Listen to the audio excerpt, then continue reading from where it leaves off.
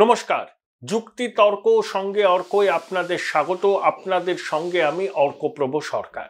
ঝুলি থেকে বেড়ালটা বার করে ফেলেছেন প্রশান্ত কিশোর।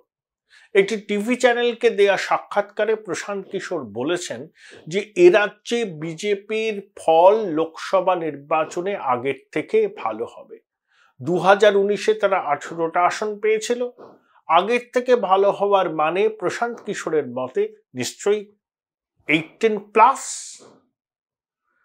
অমিত শাহ কি বলেছিলেন? টার্গেট 35। 2019-এ টার্গেট দিয়েছিলেন 22, বিজেপি পেয়েছিল 18। প্রশান্ত কিশোর 2021 সালে বিধানসভা নির্বাচনে তৃণমূল সরকারের বা দলের পরামর্শদাতা হিসেবে কাজ করেছিলেন। যখন অমিত শাহ বলেছিলেন এবার বিজেপি 200 পার করবে, তখন প্রশান্ত কিশোর চ্যালেঞ্জ করে বলেছিলেন যে বিজেপি 100 ছুঁতে পারবে না। তার ভবিষ্যৎবাণী না মিললে তিনি এই কাজ ছেড়ে দেবেন। প্রশান্ত কিশোরের ভবিষ্যৎবাণী অক্ষরে অক্ষরে মিলেছিল। বিজেপি 77-এ থেমে গিয়েছিল। এবার প্রশান্ত কিশোর বলছেন যারা দিল্লিতে বসে বা অন্য জায়গায় বসে এ রাজ্যে বিজেপির অবিচুয়ারি লিখছেন তারা মূর্খের স্বর্গে বাস করছেন।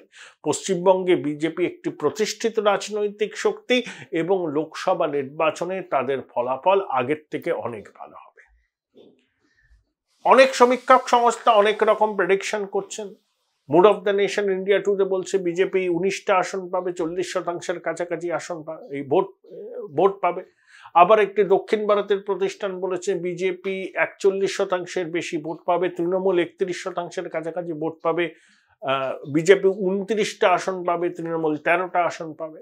প্রশান্ত কিশোর এই মুহূর্তে কে কটা আসন পাবে তার প্রেডিকশন করেননি। তিনি বলেছেন যে পশ্চিমবঙ্গের জমিনি হাকিকত সম্পর্কে প্রত্যক্ষভাবে অবহিত না হলেও তিনি খবরাখবর রাখেন, যেহেতু তার প্রতিষ্ঠিত সংস্থা আইপ্যাক এখনো তৃণমূলের পরামর্শদাতা হিসেবে কাজ করছে।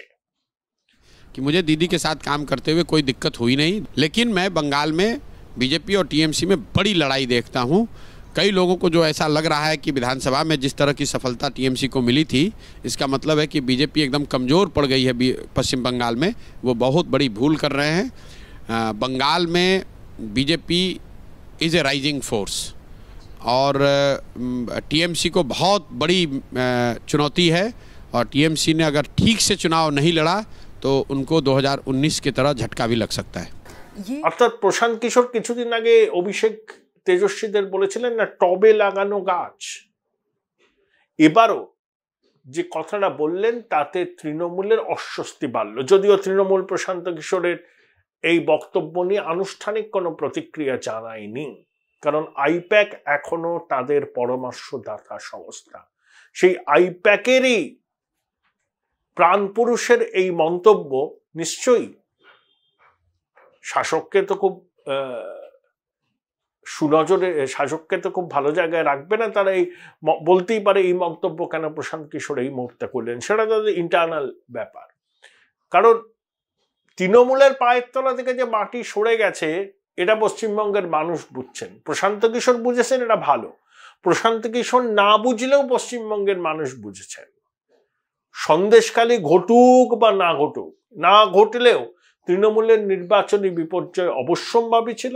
সন্দেশখালী কার্যত সেখানে ভ্যালু অ্যাডিশন করেছে, নাথিং এলস। এই বিষয় নিয়ে কথা বলেছিলাম বিশিষ্ট রাজনৈতিক বিশ্লেষক অমিতাভ দত্তর সঙ্গে।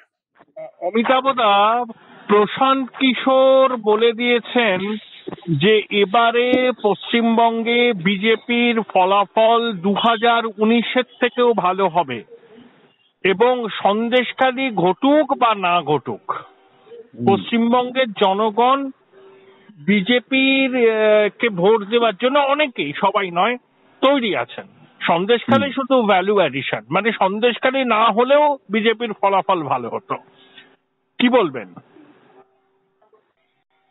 দেখুন, এখন মমতা ব্যানার্জির বিরুদ্ধে একটা বাংলায় জনমত তৈরি হয়েছে।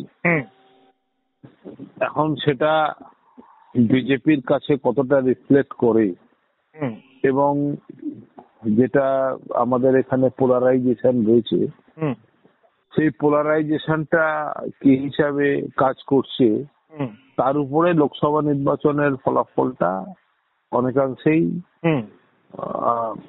তার নির্ভরশীল বলে আমি মনে করি। এটাই আমার মনে হচ্ছে।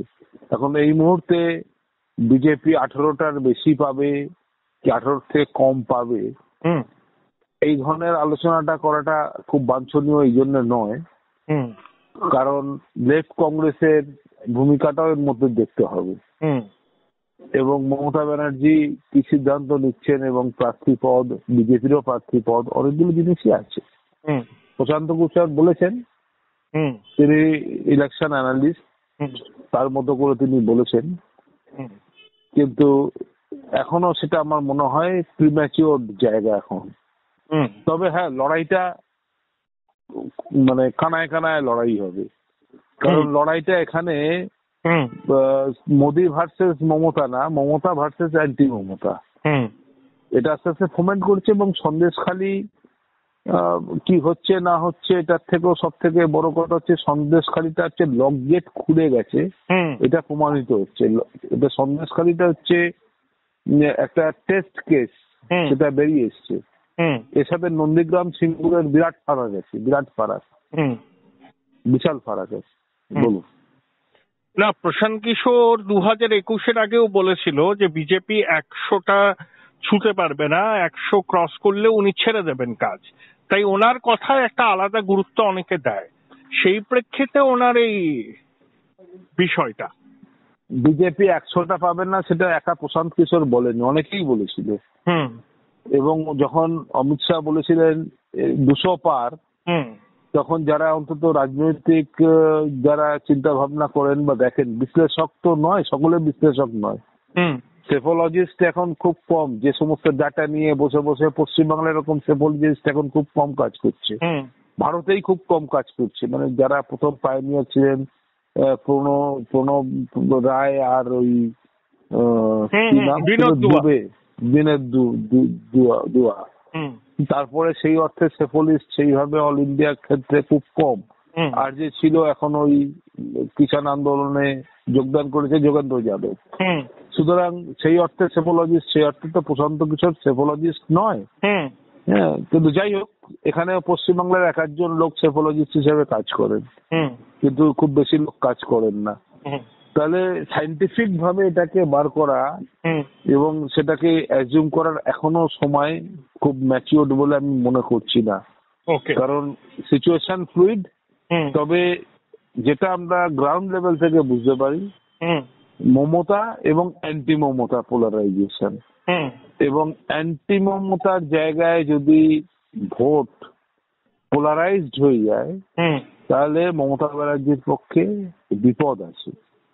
Okay. Thank you. Join Indian Institute of Hotel Management now. Right choice, right decision.